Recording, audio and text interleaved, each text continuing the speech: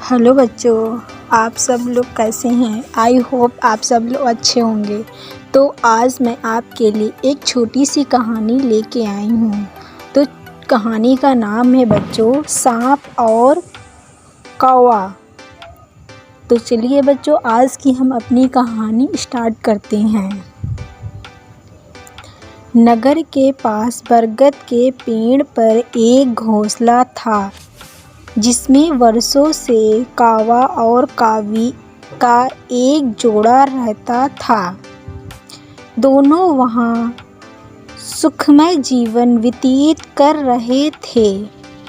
दिन भर भोजन की तलाश में वे बाहर रहते और शाम ढलने पर घोंसले में लौटकर आराम करते। एक दिन एक काला सांप भटकते हुए उस बरगद के पेड़ के पास आ गया। पेड़ के तने में एक बड़ा खोल देख वह वहीं निवास करने लगा। कौवा कावी इस बात से अनजान थे। उनकी दिनचर्या यूं ही चलती रही। मौसम आने पर कावी ने अंडे दिए। कौवा और कावी दोनों बड़े प्रसन्न थे और अपने नन्हे बच्चों के अंडों से निकलने की प्रतीक्षा कर रहे थे। लेकिन एक दिन जब वे दोनों भोजन की तलाश में निकले तो अवसर पाकर पेड़ की खोल में रहने वाले सांप ने ऊपर जाकर उसने अंडों को खा लिया और चुपचाप अपनी खोल में आकर सो गया। कौवा कावी ने लौटने पर जब अंडों को घोंसलों में नहीं पाया तो बहुत दुखी हुए। उसके बाद से जब भी कावी अंडे देती सांप उन्हें खाकर अपनी भूख मिटा लेता। कौवा कावी रोते रह जाते।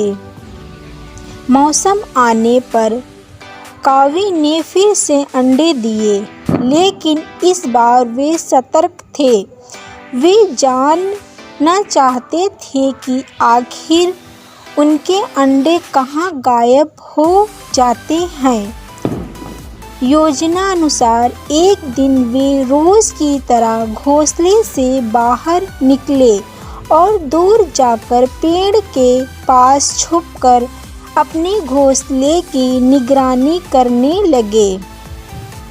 कौवा कावी को बाहर गया देख काला सांप पेड़ की खोल से निकला और घोंसले में जाकर अंडों को खा गया। आंखों के सामने अपने बच्चों को मरते देख कौवा कावी तड़प कर रह गए। वे सांप का सामना नहीं कर सकते थे। वे उनकी तुलना में कमजोर थे, लेकिन उन्होंने अपने वर्षों पुराने निवास को छोड़कर अन्यत्र जाने का निर्णय किया।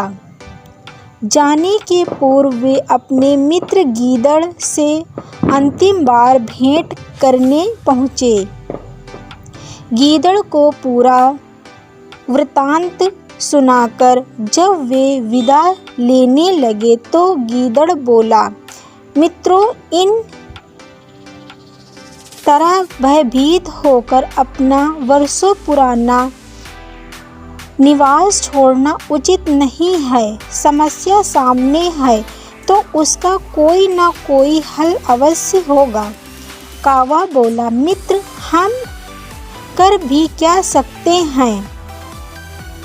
उस दुष्ट सांप की शक्ति के सामने हम निरीह हैं। हम उसका मुकाबला नहीं कर सकते। अब कहीं और जाने के अलावा हमारे पास कोई चारा नहीं है। हम हर समय अपने बच्चों को मरते हुए नहीं देख सकते। गीदड़ कुछ सोचते हुए बोला, मित्रों, जहाँ शक्ति काम ना आए वहाँ बुद्धि का प्रयोग करना चाहिए। यह कहकर उसने सांप से छुटकारा पाने की एक योजना कावा कावी को बताई। अगले दिन योजना अनुसार कावा कावी नगर के सरोवर में पहुँचे, जहाँ राज्य की राजकुमारी अपने सखियों के साथ रोज स्नान करने आया करती थी। उन दिन भी राजकुमारी अपने वस्त्र और आभूषण किनारे रख सरोवर में स्नान कर रही थी। पास ही सैनिक निगरानी कर रहे थे। अवसर पाकर कावी ने राजकुमारी का हीरो का हार अपनी चोंच में दबाया और काव काव करता हुआ राजकुमारी और सैनिकों के दिखाते हुए ले उड़ा। कावे ने अपना हार ले जाते देख राजकुमारी चिल्लाने लगी। सैनिक कावे के पीछे भागे। वे कावे के पीछे पीछे बरगद के पेड़ के पास पहुंच गए। कावा यही तो चाहता था। राजकुमारी का हार पेड़ के खोल में गिराकर वह उड़ गया। सैनिकों ने यह देखा तो हार निकालने पेड़ की खोल में के पास पहुँचे। हार निकालने उन्होंने खोल में एक डंडा डाला। उस समय सांप खोल में ही आराम कर रहा था। डंडे के संपर्क पर वह फन फैलाए बाहर निकला।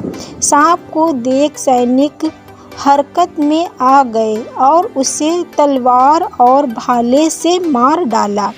सांप के मरने के बाद कावा कावी खुशी खुशी अपने घोंसले में रहने लगे।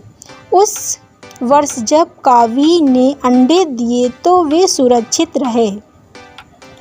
तो बच्चों, इस कहानी से हमें यह सीख मिलती है कि जहाँ शारीरिक शक्ति काम ना आए वहाँ बुद्धि से काम लेना चाहिए। बुद्धि से बड़ा काम किया जा सकता है और किसी भी संकट का हल निकाला जा सकता है। तो बच्चों, आज की कहानी आप सब लोगों को कैसी लगी? आई होप आप सब लोगों को मेरी ये कहानी अच्छी लगी होगी।